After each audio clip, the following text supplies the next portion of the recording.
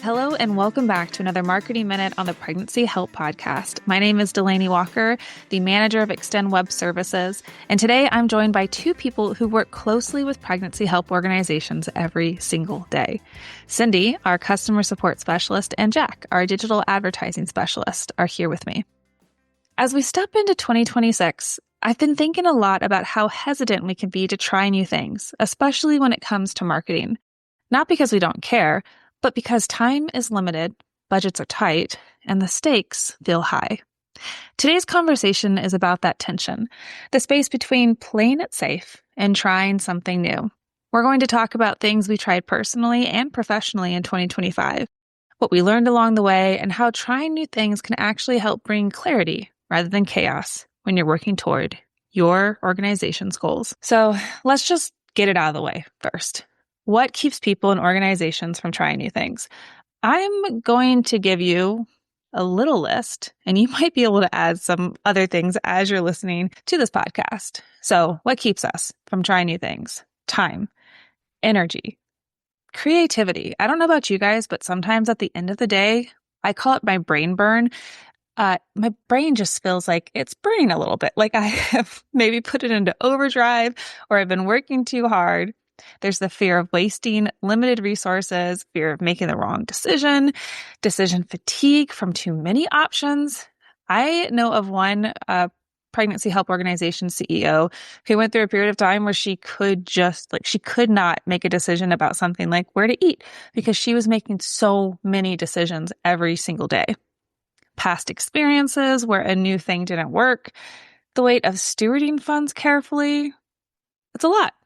And those are just some of the ones that I can think of off the top of my head.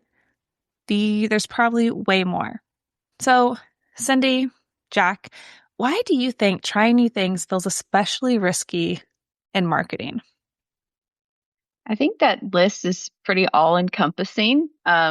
You hit on some of the main points that come to my brain first. I think fear is such a huge motivator for a lot of people when it comes to making choices. There's people that just kind of like dive in, no fear, just that's kind of their personality. And then there's a lot of us that kind of have fear as the root of our decision making. But yeah, I think that definitely covers a lot of the reasons that might keep people in organizations from trying new things for sure. Yeah, I feel like with marketing, sometimes there's an extra, I don't know, fear or stressor.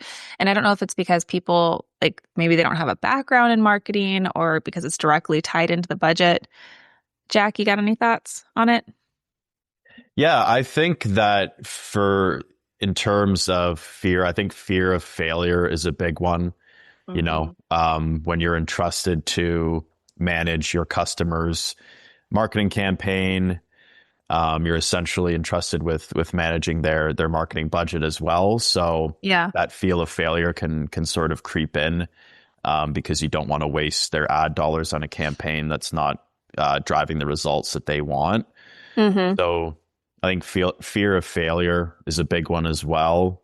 And also fear of trying something new. Mm-hmm. That can also be a fear as well. If a particular strategy is working well, there's, sometimes that tendency to stay stuck in your ways and continue to do the same thing. And that kind of delimits you from looking broader and looking at new strategies or new ideas, Mm-hmm. new things to deploy for your clients. So yeah, I'd say those two are pretty big.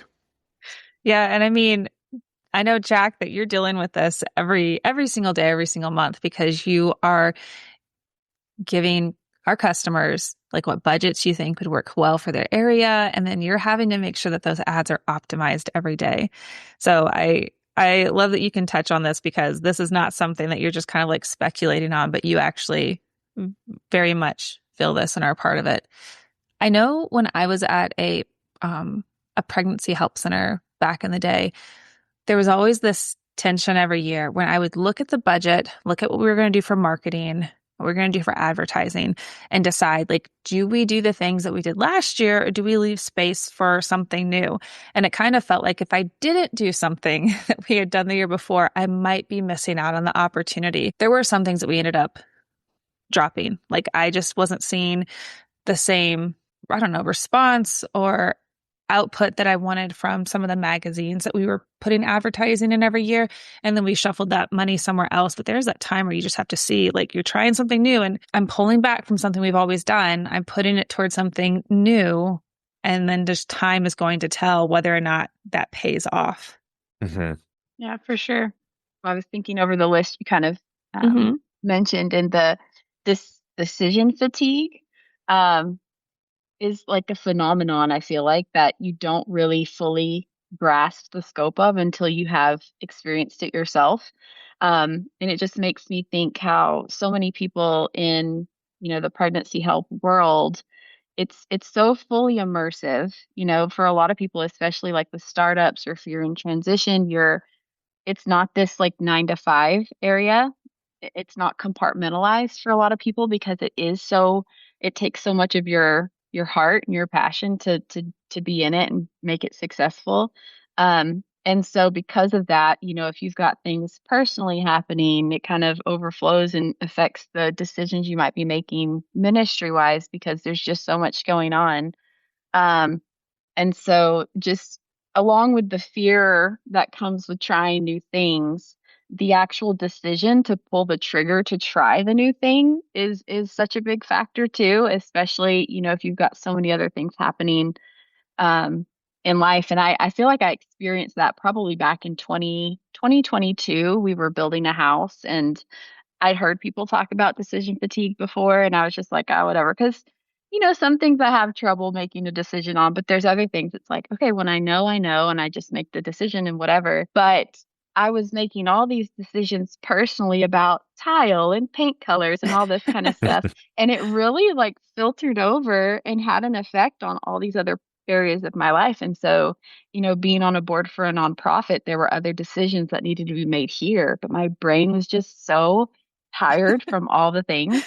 And Yeah. so you mentioning that like kind of brought me back. I was like, oh, I remember that so much, being an issue in that time, trying to make a decision about fundraising or, marketing moves and things like that, within the ministry, and just what was happening behind the scenes, unrelated, had kind of an effect on these things. And I kind of had to be like, okay, let me regroup and, you know, kind of focus on how I can make it through and push through these decisions that have to be made. So yeah, that definitely brought me back. How long did it take you to recover from that? It definitely wasn't like a light switch. It kind of had to taper off, honestly, because there's always decisions that have to be made, and there's so much pressure to make the right decision with your ministry because you do want to be good stewards of your resources because they are Mm-hmm. limited a lot of times. And um, each one of these pain points kind of fuels the other if you kind of let it get out of hand. But yeah, it was kind of a tapering off. I'm not struggling with that as much as I was, back in 2022, but it took some time to kind of taper off from that for sure. Yeah. And, you touched on this a little bit when you first started talking about the decision fatigue you experience. We don't just have our nonprofit hat or our job hat on. We Hmm. have a lot of different roles, mothers, fathers, being children of parents that may be going through different stages of life, being a friend, a neighbor, whatever you're involved in at church, what other community groups you're involved. There's a lot going on. And then at the nonprofit, people don't typically just wear one hat. You are wearing Hmm. multiple hats, and you might be the, I don't know, client services director, but you're also managing the social media, and maybe you haven't managed the social media before for any organization. So there's the opportunity, I feel like, to hit that decision fatigue increases more at a nonprofit. I don't have any statistics to support that. That's just what I believe. So, okay, before we move on to some of the things that we personally tried in 2025, I do want to touch on one other thing, and that is just, so how does like fear of mistakes slow progress? Or like, how does having that decision fatigue slow progress? Like, what What do you guys think that looks like? For the decision fatigue, it definitely slows progress because it kind of puts you in this apathetic place because you can't make a decision. You're like, I just don't know. And it kind of zaps your motivation a little bit, which can be very detrimental to your organization when you kind of fall into that place. So um, you definitely have to kind of put some things in place, whether that's I don't know, someone to help kind of bring you out of that, you Mm-hmm. know. But yeah. Yeah. And then on the flip side, Jack, I think you can speak to this. How does the fear side of like fear of making a mistake slow progress? What does that look like?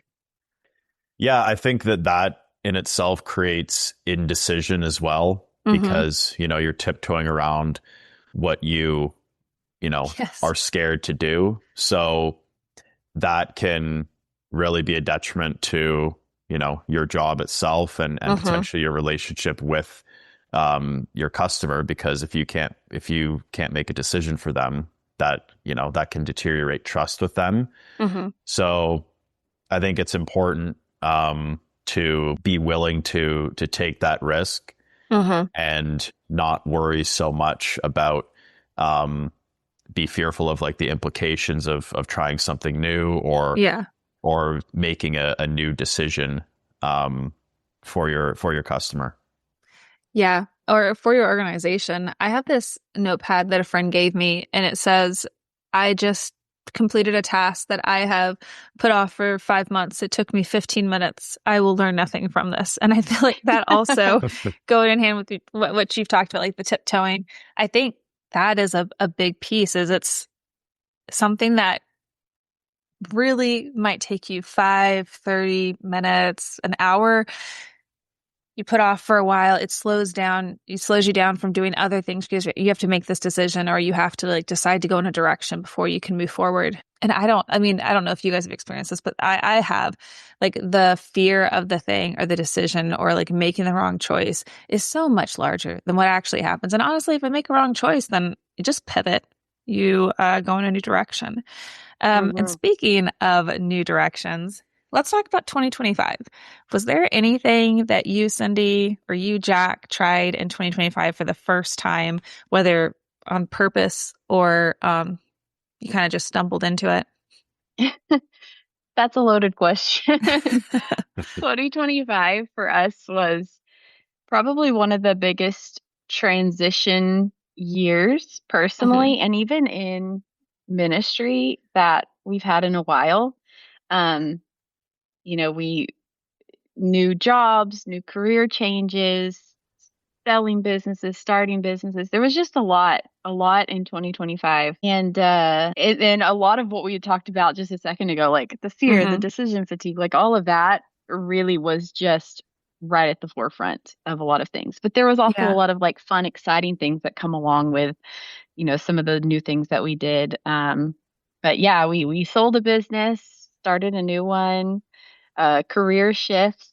I started here at Extend after about a decade of being a stay-at-home mom slash a freelance designer, and so that's been a big adjustment and a big amazing adjustment. That was one of those things that I went into with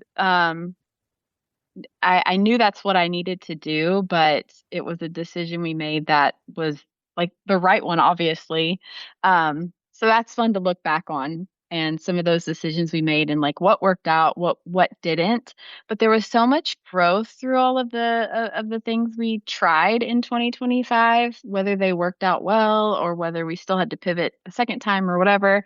Um, but yeah, it was a lot. 2025 was a big year. It went by fast too. Like it Yeah. feels weird reflecting on 2025, honestly. Yeah. That totally makes sense. You guys did have a lot of stuff like back to back that you were doing. 2025 was just one big transition year, it sounds like. It really was. It was felt kind of rapid fire. Hmm.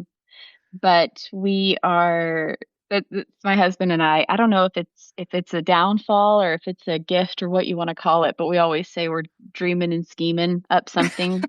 We're just always like, oh, let's do this, let's try this. And um he's kind of sometimes I'm the pump the brakes person and sometimes Yeah. he's the go for it. And what a great balance. There should always be that relationship.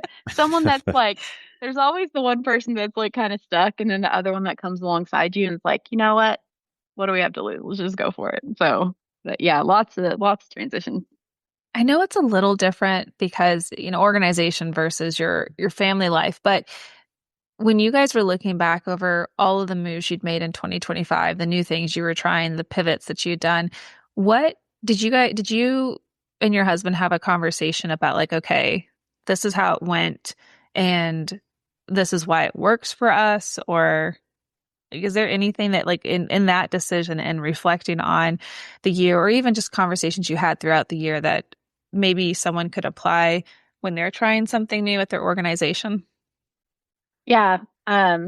We actually just had a conversation similar to that the other night. We have had so much going on that Hmm. we were sitting there. We're like, we haven't been on a date night to just talk one on one in like months. Yeah. And so we kind of had we went to dinner and just kind of, talked through all the things that we've just been up to in 2025. But um, for us, we I feel like we've made decisions based on two things, and this is Hmm. probably kind of it could be generalized to a lot of people, organizations when it comes to making decisions or making moves. But um, it's like when things are going well and Hmm. things are going great, it gave us the luxury and the privilege to try something new. And Sure. then there have been other times in 2025 where it was not working and it was a necessity and a need to try something new. Hmm. And so, which is so funny to me, kind of reflecting on that because regardless of where you're at, you can always work in the trying of something new and it just might Sure. have a different motivator, depending on where you're at. And so I try to remind myself of that, when we're kind of like, comfortable in a place, that when things are going well, okay, let's what's something new that we can kind of like embark on. And then also when we're stuck in a place to be like, well, Hmm. what do we have to lose? Let's just go for it. Yeah. So that's kind of what we were talking about with all the things. It's like, well, just at the end of the day, just try it. Yeah. It's regardless of what your motivator is, just like go for the new thing, try the new thing. So yeah. And I know, Jack, that you had a pretty big 2025 as well. Was there anything that you either intentionally set out to do that you're like, this is new, I'm going to go for it, like a resolution, or something that you, not unintentionally, but just like you were trying for the first time in 2025, but it wasn't like a resolution. It's just something that kind of organically happened. Yeah, well, I got married, which was fantastic. Woohoo. And during that process as well, or leading up to the wedding, my Hmm. wife and I were looking for a house. Oh, And yeah. that whole process was very eye-opening. And, it relates to what we're talking about in terms of the decision fatigue because we saw so many different houses, went through open houses, and we'd see one house and fall in love with certain elements of it. Yeah. And then there'd be some downsides to it. And it got to the point where we kind of had that decision paralysis where we just had to lock in and make a decision on a house even and we realized, what, the perfect house doesn't exist, and there's always going to be something that needs to be adjusted or worked on or renovated, what have you. And, it got to the point where we had to make that decision or we were going to keep looking for houses forever. Yeah. And yeah, once we did finally make that decision on a home, it was extremely rewarding and we love it. Did it check every single box? No, but it checked the majority of them. So it was a good lesson that we learned on just patience, endurance. Hmm. It was a long process, and it's an overwhelming process too with all the financial stuff and the legal stuff as well. Um, but yeah, we kind of took it head on. We took that risk together, which obviously paid off, and yeah, we ended up making the right decision, I think. I do think something that helped you guys make that right decision was even though you didn't end up with a house that had everything on your list, you still went into the process knowing what you were wanting to get out of it. And that Mm-hmm. had to have made Yeah. a big difference. And one, finally helping you make the decision. And then also ending up with something that you like, even if it didn't check off all the boxes. Is that accurate at all? Yeah, exactly. And then over time, we better understood, okay, we need these fundamental things Mm-hmm. for the house. And that took time for us, trial and error, looking at different homes, seeing certain elements we liked, others that we didn't. Yeah. And then after that trial and error, we learned and we came to a better understanding of, okay, we need these fundamental things for the home in order to move forward with it. So it really, yeah, it took a while. Mm-hmm. But yeah, we wouldn't have been able to come to that full understanding of what we really wanted in a home without having to go through all of the homes that we ultimately didn't purchase. I like that. I think it's funny that you two had a completely different 2025 than me. You guys made some huge changes, getting married. Jack, you getting married and getting a house, and Cyndie, you guys stopping or selling one business, starting another, you taking on a job after 10 years of working freelance and being a stay-at-home mom and being very active on a maternity home board. Like those are really big changes. And I used to make resolutions going into the years, but my resolutions lists were ridiculous. And I was like most people where by like day 9 in January, they were out the window. But in the latter half of 2025, I kind of got this feeling. I was like, man, there are certain things that I have been thinking about for years, but I just have not done anything about them. And they're like, some of them were small. Like I used to be very involved in a local gym and worked out and everything. And then 2020 hit and that just fell to the wayside. So there was some things like that, like health, but then there were other things, like uh, wanting to be able to share the gospel at the drop of a hat if I had an opportunity. So just like things that I've been always thinking about, like, oh, it'd be really good to have that, but I just hadn't taken the time to stop. And so it was probably around October of last year. I was like, okay, what can I do to make myself move a little bit towards these goals and to be how I described it, a more active participant in my life? Because I feel like it's really easy, at least for me, to be more of a passive, like, you're making decisions about some things, but you're just kind of like the same old things keep coming around.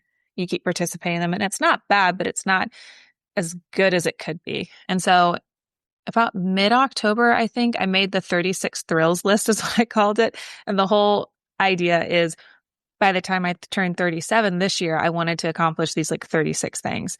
And I know that sounds ridiculous. And the idea is you would have an entire year, and it's not like all of them are ridiculously like hard goals. Like one of them is to ride a tandem bicycle because I've always thought that would be fun to do. I just haven't done it. So I've got these 36 things to do before I turn 37. And that has been nice. Like I know that the ones you guys talked about, these big, huge life shifts. And this one is just kind of taking a look at my life and the things that I've talked about doing, but I haven't really made any progress on, and putting them down on paper. And I think that's a common theme is like looking at where, for all three of us, where we were and where we wanted to be. It just has kind of looked different in terms of big shifts versus kind of smaller shifts on my side. So let's take a moment, and we've talked about the personal goals we had last year. Let's talk about some things that extended in 2025, because this whole idea is there might be like fear of change or all the other things like misusing a budget or not having enough time or whatever. So we just kind of want to, again, share the things that we've done personally, but also professionally to get you to that point where maybe you would take some time to sit down and consider some big or small shifts that could be effective for your marketing, for reaching and rescuing more lives in 2026. So Jack, can you talk about Performance Max and the change that you decided to implement last year? Yeah, for sure. So when I came to Extend and took over the Google Ads accounts for all of our customers, a lot of them were just running on the standard Google search ad campaigns, which are great.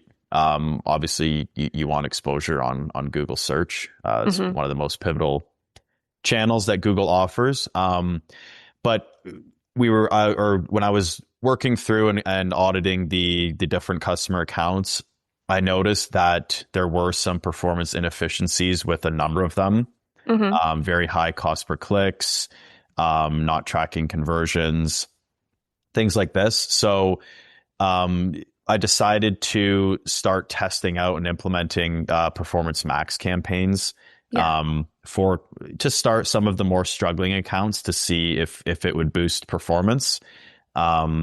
Just because with Performance Max, you're able to serve ads across all of Google's ad platforms. Mm-hmm. So not just search, but YouTube, display, discover, Gmail, Maps. So you get a lot more exposure. You cast a much wider net Yeah. across for your audience across all these different channels. So I thought, why not? Let's test it out. Hasn't been tested before. Mm-hmm. And it was a risk. I was a little bit fearful because none of the accounts had used Performance Max yet. So yeah, we implemented that. It took quite a while to roll that out across all of our customers, but Mm-hmm. um, we ultimately did, and we've seen fantastic results across the board with the Performance Max campaign. Um, Common trend we see cost per click drastically drop, Mm-hmm. um, which means that the efficiency in the ad auction goes up. Your ads are more competitive. We've also seen a huge increase in conversions, which is what we care about the most. We want people to be seeing the ads, engaging with them, and then calling or reaching out to our centers, our customer center in some capacity. So that was a huge boost. And then just hearing different client or customer testimonies as well, saying that, hey, we're seeing a great influx in traffic since you've implemented this new campaign type. Um, Phones ringing a lot more walk-ins as well. So it was great to be able to hear those firsthand accounts from our customers that they were seeing a tangible impact in their center after making that switch. So yeah, there was a little bit of fear at the beginning of making such a big shift, whereas for a long time we had been sticking with that, the standard search ad account, but Mm-hmm. ultimately it was a good risk to take, and I would say that it's paid off. Oh, yeah. And one of the things, because I mean, we're trying to fit all this in a quick episode, but one of the things Jack did was first you researched, Jack, I believe, like you were seeing what was going on with the Google search, and you're like, okay, I want to provide a better product to customers, and so you were looking Mhm. at options, and Performance Max was something that you really wanted to implement for our customers. But instead of just immediately implementing it on everybody, I think you took what, two or three, you talked with a couple customers, saw if they were good with us, trying it out on their account first, and then checked it out over the next, what, 1 to 2 or 3 months to see how it performed for a pregnancy help organization. Yeah, exactly. We definitely had a few trial customers, Mm-hmm. and thankful for that because without them, we wouldn't have been able to implement it across the board. But yeah, it was very rewarding seeing pretty immediate boost Yeah. in results from making that switch. So very grateful for that. Man, we love seeing some boosts when it comes to digital advertising, especially because you know that when you're seeing more clicks and engagements and stuff, that's the possibility of even more lives reached and rescued, which I think is really cool. And I know, like, Jack and I were just looking at some accounts yesterday, comparing what the clicks and stuff were like for Performance Max versus when we did Google search. And it wasn't like our Google search ads were bad, but it is just so cool how much more we're getting with less money now that we've switched over to primarily using Performance Max campaigns. Yeah, it's really night and day for a lot of accounts. Like we're seeing like 200 plus percentage increases in clicks, and accounts that were getting like no conversions before with the standard search campaign. Now they're getting calls from ads, appointment bookings, form submits, all of that.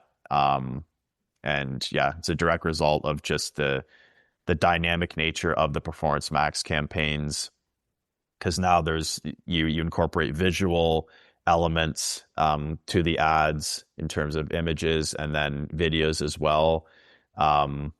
And being able to have ad placements on YouTube has been a huge benefit as well. 200% increase is wild. Mhm. Bravo. That's incredible. I love to hear that. I Thank you. also think it's a direct result of Jack, again, you looking at how we'd always done things and deciding, you know what, I think there's a better way. Which is what we hope for anybody who's making some changes and shifts in 2026.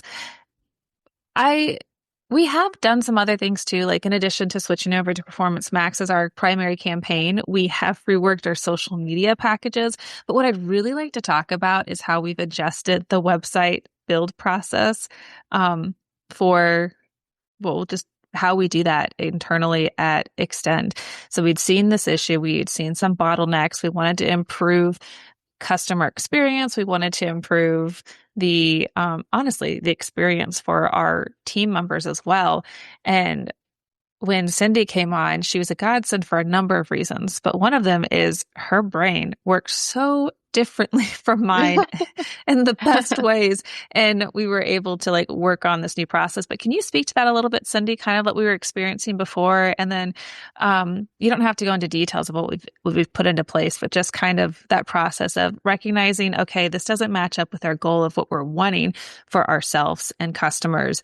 And then kind of where it's led us to. Yeah, while you were saying all that, and even before, my brain kept going back to when we were talking about Jack buying a house and how Mm-hmm. my family, we built a house and everything. Um, and it's not going to like, even with something as big as a life thing like that, it's not going to 100% hit all the marks you're hoping to hit. And so, but you're not going to just go sell your house that you just built because it's not 100% you know what I'm saying? Like Mm-hmm. Jack said, we looked at all these houses, but they weren't, there was going to be some things that we needed to change or whatever. And I kind of feel like that's the mindset when you look at an overall process of something too. Mm-hmm. If it's not working, you don't necessarily want to just like throw the whole thing out, but just go in and kind of like tweak. And it's just going to Right. be like an ongoing thing to kind of like keep your trajectory moving forward. Um, and so coming in to extend um, and kind of looking at everything as a whole, you shared some of the pain points that we were having as far as kind of the process of these Mm-hmm. website projects. And so instead of just kind of like throwing it out, my brain was like, what can we do first to keep things moving or to move things Sure. forward or to overcome that bottleneck issue that we were having. Um, so yeah, I just kind of looked at the just kind of the nitty gritty process Mm-hmm. of how things were being done, and looked for the first place of improvement, and kind of made tweaks there, and it kind of creates this like flow, this chain reaction, I guess. Like, well, Mm-hmm. let's fix this and see if it can kind of help this and whatnot. But um, it was really important, I think, for us to kind of collaborate like on the big picture. What is our goal? Like when we're Mm-hmm. making these changes and tweaks to the workflow or the process, like what's the end goal here? And for us, it's to get, new websites live, Mm-hmm. redesigns, online and things like that. And so what are some of the little things we can do to make that successful? And some of those changes are like little nitty gritty changes. And then there Right. were other things that, we worked on together that were, bigger shifts and different than how it's been done. Um, but I feel like there was a lot of excitement there, Mm-hmm. seeing the like kind of anticipating like, okay, this is like a change we're gonna make. Let's see how it's going to affect us like in a positive way. So it really has been enjoyable to be able to go in and kind of work on that flow a little bit to get things going in the right direction. So um and it's funny, when you're looking at something that isn't working, it's only up from here, it can only Right. improve. So that kind of takes that fear aspect that we keep circling back to. It kind of takes it out of there. Like, well, what could go wrong? We'll just try it and see. So, but yeah, I've loved working on kind of adjusting those processes and things.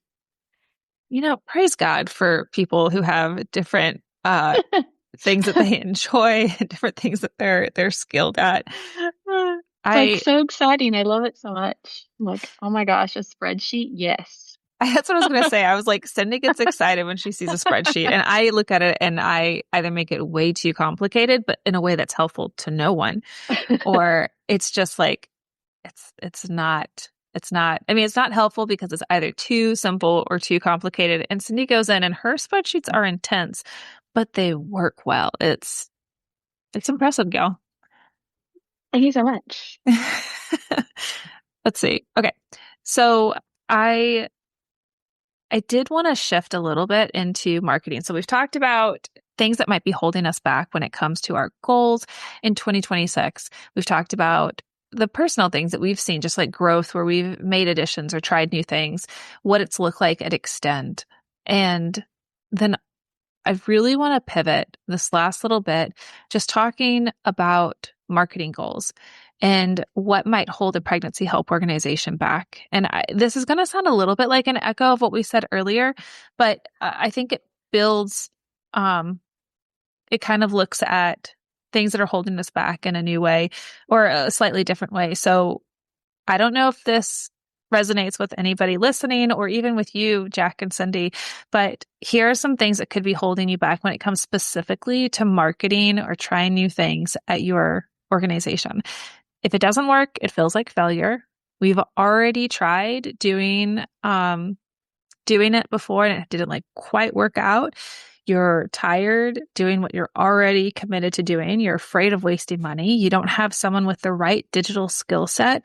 You don't have all the information. You're worried about disrupting what's already working. You're hesitant to explain what the results are and if they're actually helping you hit your bottom line. Jack, Cyndie, anything you want to comment on any of those things?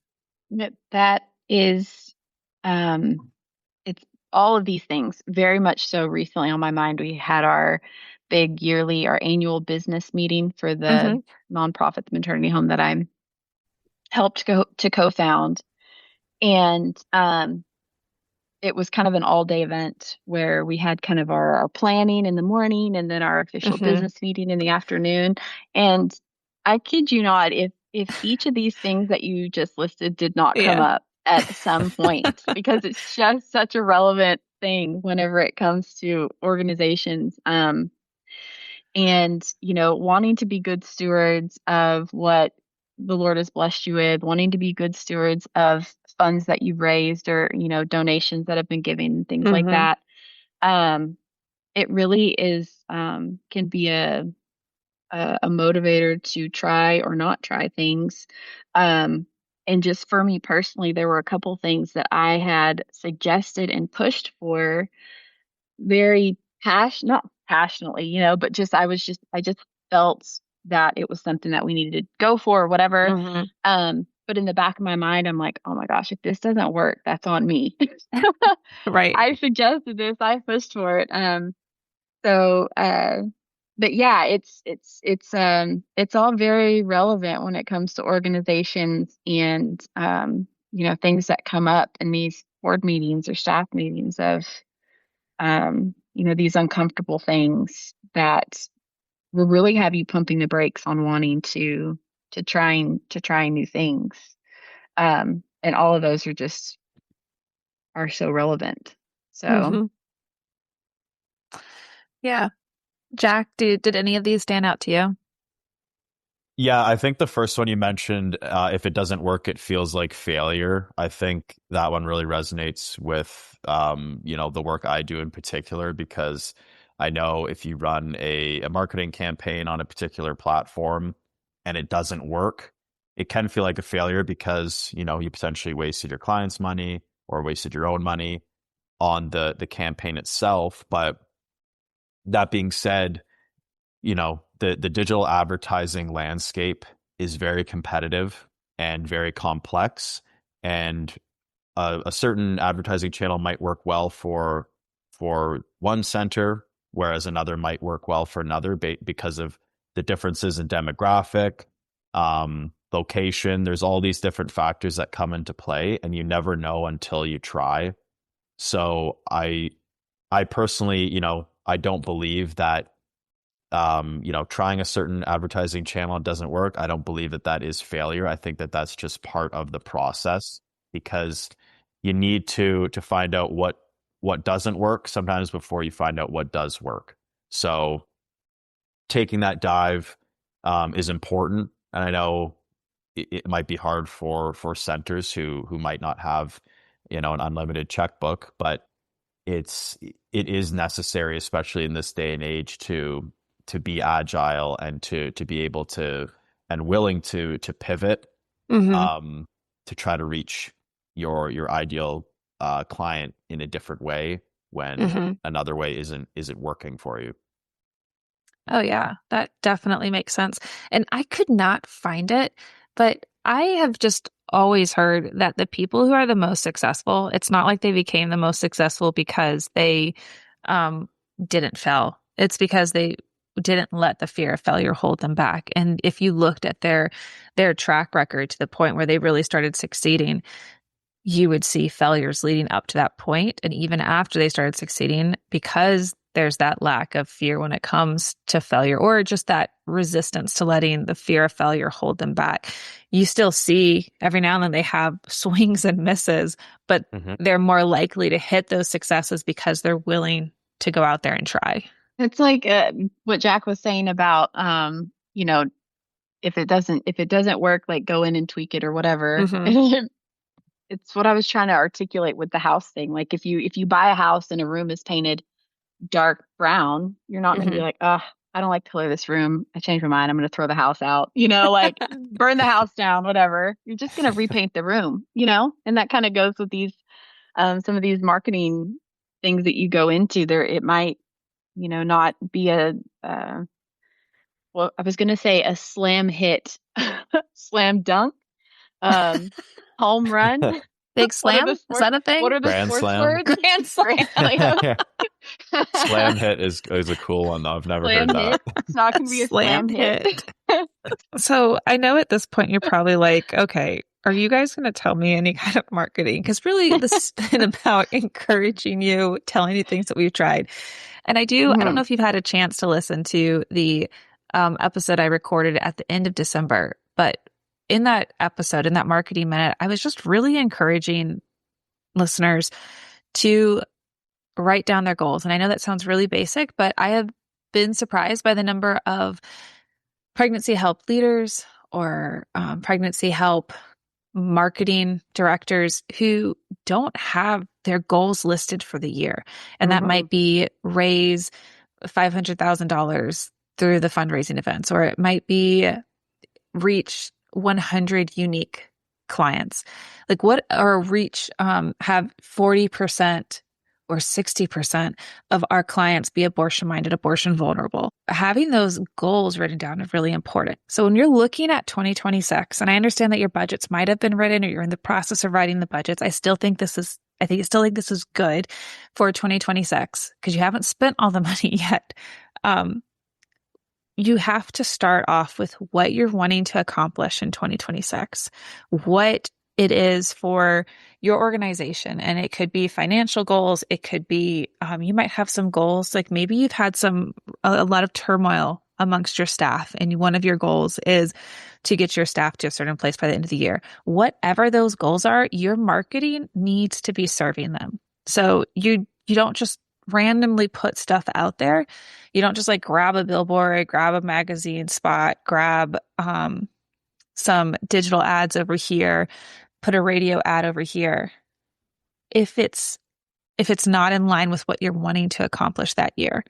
So look at your goals and then figure out what I would do is just list underneath them, okay, what am I going to do or what do I plan on doing? What do I already have in place that is going to help me reach those goals? And then from that space, the ones that especially deal with marketing, so like donor relations, client relations, or client goals, what are the marketing things I have in place?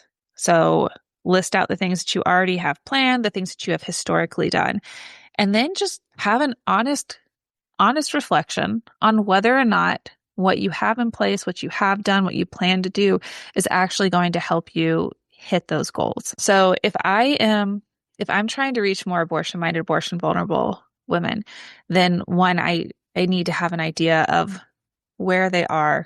And if I'm not doing something like Google Ads already, then I would want to have Google Ads on the list for that year. I would, if I was going to pull out something in a publication, it would not be something that is going to be seen by people who are not my ideal target for clients, like that 18 to 28-year-old woman. So, and I do know that there's concern there, like over making pivots and making shifts.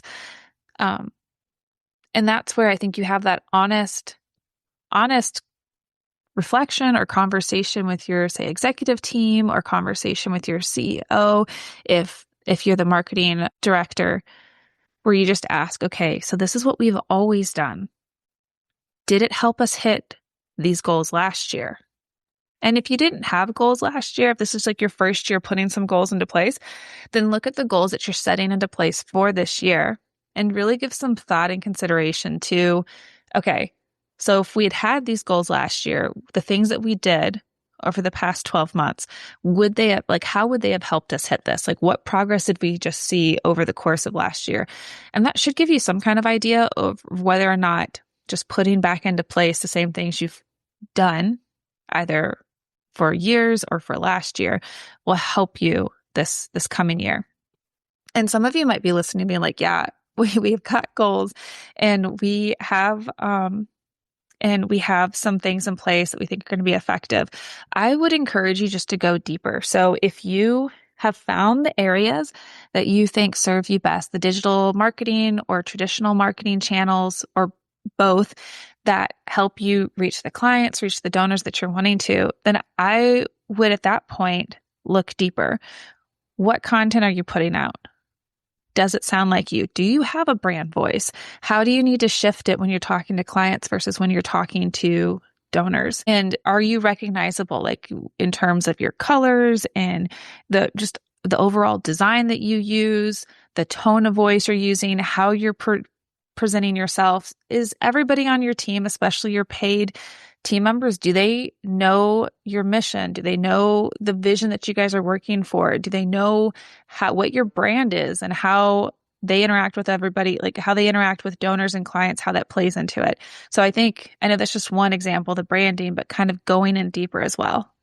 I think that's important to when you're kind of planning for the year ahead, to cast your vision. Like, what is your main vision for the year? And then it's kind of an umbrella, I guess, for me is how I visualize it. But like, you cast your main vision for your organization for the year, and then under that, you kind of identify, what are we doing that's working? What are we not doing that we need to be doing?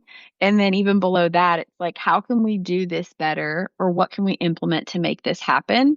So you have your vision, you have your goals, and then you have your practical things that you need to do to hit those goals so you can achieve that vision that you have set for the year. And one of the big things that I think is so important is that these goals that you set for yourself, so that way you can hit that vision you're striving for, is to bring alongside you people that do know what they're doing. Like, trying to find professionals that know, like, okay, I know nothing about digital marketing. Who can I bring alongside me that can guide me through this process?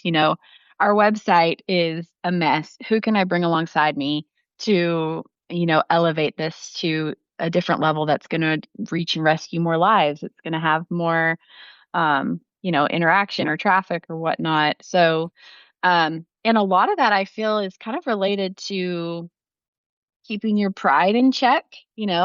Um, there's so many things that I'm not an expert on. And so you kind of have to humble yourself and be like, I have no idea how to do this. I'm not a professional in this area. Let me find someone who has the resources, talent, and drive and knowledge to be able to make these things happen, so you can hit those goals, so you can reach that vision. So, Yeah. I think that is so important. If you have the budget capacity to work with a partner, then I definitely think that is a great thing to do in 2026. There's a lot of really wonderful pro-life marketing groups that want to see lives reached and rescued. yeah, for sure.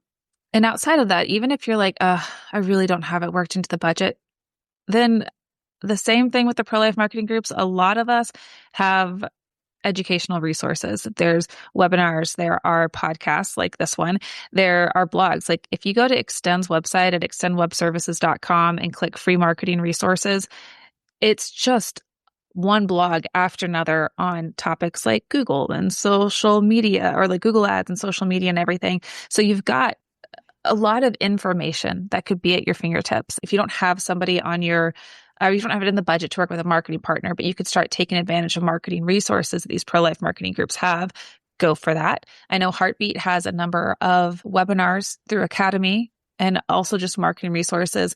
There's a bunch of webinars from past conferences that talk about different marketing things, pregnancy help organization leaders, but also just professionals who've really taken the time to delve into stuff like Canva and branding. That there's like a lot of resources just even there that's really affordable or to take advantage of.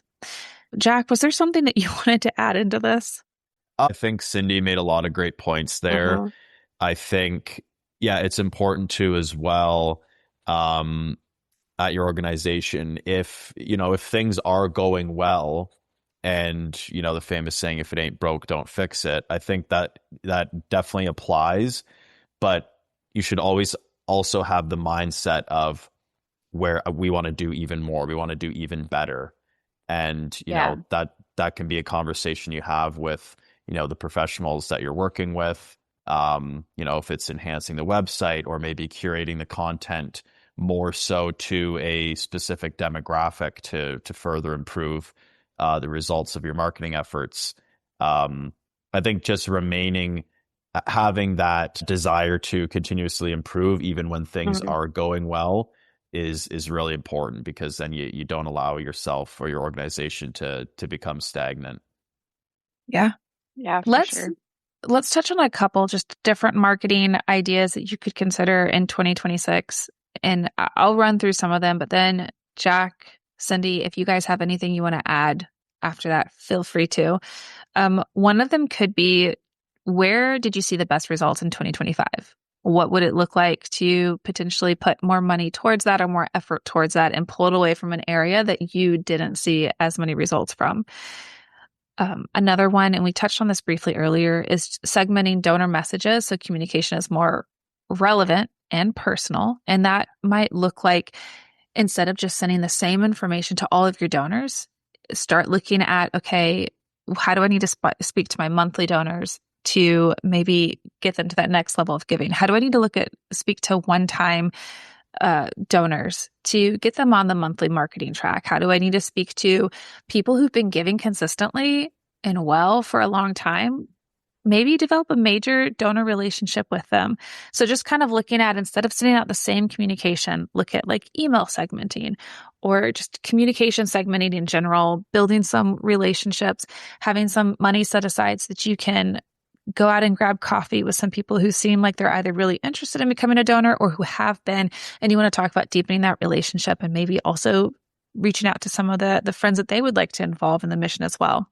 You could look at the user experience, not only in terms of when they walk through your front door, and my user experience, your client experience when they walk through the front door, but also when they're on your website. Like, what are they seeing from the moment they click on an ad or just click on your site?